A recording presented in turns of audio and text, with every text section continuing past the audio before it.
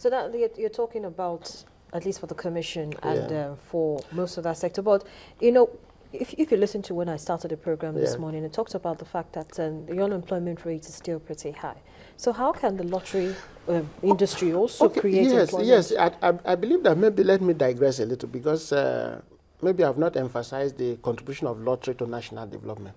Because apart from generating money for government to execute good causes projects, lottery creates employment. If you go to a state like Enugu State, maybe Imo State, R&S Lotto has created a lot of employment there. Some of the street boys and all those, they have been converted to agents of the lottery company. So you create employment for those who are marketing. Now, there are people who work in the offices. They have their accounts department, they have their IT, they have even people who maintain their POS and other infrastructure that they use in their operations. So it's a way of creating employment for the government because it's not everybody that will go for a government job. People have to. So the lottery industry is one of the industries that can create private sector employment for this country. But then haven't you had issues where some people just decide to become agents without properly coming through the commission and, you know, stay in one part of the country and continue to defraud unsuspecting Nigerians?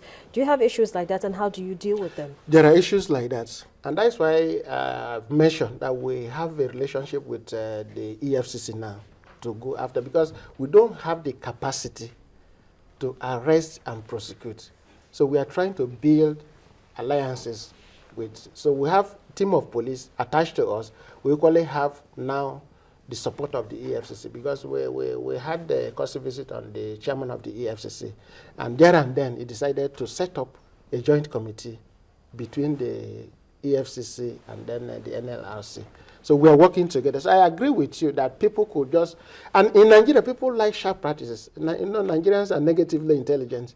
They like to do something in a way not that... Not all Nigerians, some. I mean, the average, let me say the average, or some Nigerians, thank you so much, some Nigerians like to do something in a negative, and in any environment, those who are operating tend to, there is a tendency of trying to benefit.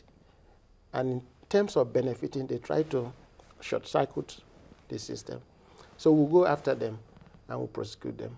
Now, talking about working jointly, very recently, earlier this year, Nigeria submitted an MOU to the UK's National Lottery Commission as part of a plan to strengthen the regulatory framework that governs the Nigeria National Regulatory Commission. How has that worked out? Okay, we actually went on a working visit to understudy what is happening in the UK, and then we had an understanding with the UK lottery industry. Now, apart from UK, we've equally gone to Ghana. No, Ghana started lottery in 1961, so they are way ahead of us. We have to understudy what they are doing there, and we are bringing those lessons to bear on what we are doing in Nigeria. They may not be exactly the same environment. They may not be exactly the same mode of operation, because some of them, like Ghana, they are regulator operator.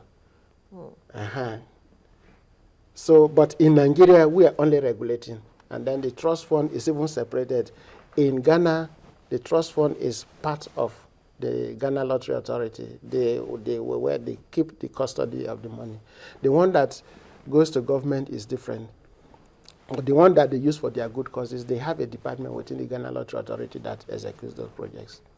So the one that you've, the understanding you want to go in now with the UK Regulatory Commission, how is that going to help? It's both in technology and manpower training, because we have to learn and develop our staff. So definitely, It seems as if the Commission is heading towards automating.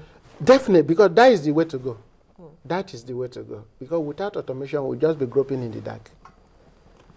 And it will be to the benefit of those who are operating now. But some have also argued that this agency, this commission, really, does Nigeria really need it? Some say that, yes, it's here to stay. It's been inaugurated in the last 5 years. But does Nigeria really need this agency at this time? Should that be one of the focus? Well, I don't know if you're of that school of thought, but I would have asked you, maybe you've not played lottery whatsoever, but supposing you've played and it was announced that you've won, you were taken to a draw, and they used a dummy check to give to you, and at the end of the day, the money did not come to you. you will look for somebody to complain to. So the essence of the regulator is because no society exists in anarchy. Government and government agencies have to regulate what happens in society so that people will actually do what is right. So in regulation, you are protecting both the operator and the public. And as far as the Commission is concerned, we protect the players, we protect the operators, and we protect the interests of Nigerians who are not playing. Because, like I said, when Mr. President approves a good cause project, it is not for the player, it is for society. So now going forward, what should we expect from the NLRC? Because from what you've just said, and from all indications, this commission is here to stay. Thank you. So going forward, what should we be expecting? Maybe not in the short to medium term, but maybe in the medium to long term. I will start even from the short term. We will definitely be going after illegal operators, and with the cooperation of the EFCC, and by the time we have designated courts, we have accelerated the process in.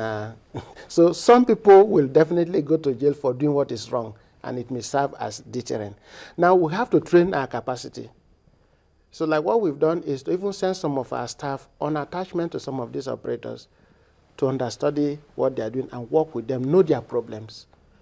And we are equally working in partnership with foreign agents to see that we train. Now, the automation is what is very, very important. And we are trying to see how we can go about that automation. We require funding from government to get that done. And I believe that by the time we are fully automated, people will look at lottery in a different perspective, because by the time we start generating money regularly, gradually, and consistently for government, it's one of the best ways of generating money. And maybe let me add that as a player, you stand a chance of a lifetime fortune. Because if you win in a jackpot, it transforms your life. As a DJ, I've handed a check of 10 million to somebody as I came in. I've handed a check of 500,000.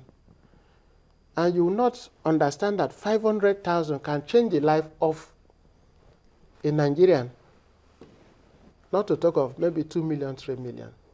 So my appeal is that let those who are using lottery as part of their marketing respond to the commission by regularizing and getting the permit. And let Nigerians make sure that whatever lottery program you are participating, for every invitation for you to take part in something that you stand a chance of winning, you should confirm from the Lottery Commission that is legally authorized.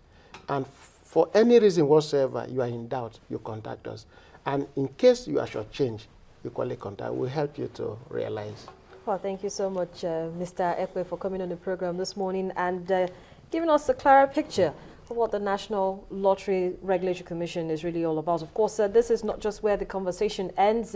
You can also go to their various social media and networks that they've talked about, the sites that they've talked about, where you can get more about them. Of course, they have their National Lottery Act as well. Well, no, we can actually do that after the program. Well, we can do that now. This is www.natlottery.ng or natlottery.com. I beg your pardon, it's www.natlotregcom.gov.ng and info@natlotregcom.gov.ng. So you just take the 3 letters of National Lottery Regulatory Commission. Them, and then they will respond to and any hotlines. of the questions. Yes, well, thank you so much, Mr. Ekpe, for coming on the program. He's the Director General, CEO, National Lottery Regulatory Commission. We'll be looking at lottery and national development on the program. The conversation continues online. Don't forget to it at Biz Morning. Send your email to businessmorning@channelstv.com. But that's the program for now. Thank you so much for watching. I'm Harriet Agbenyi.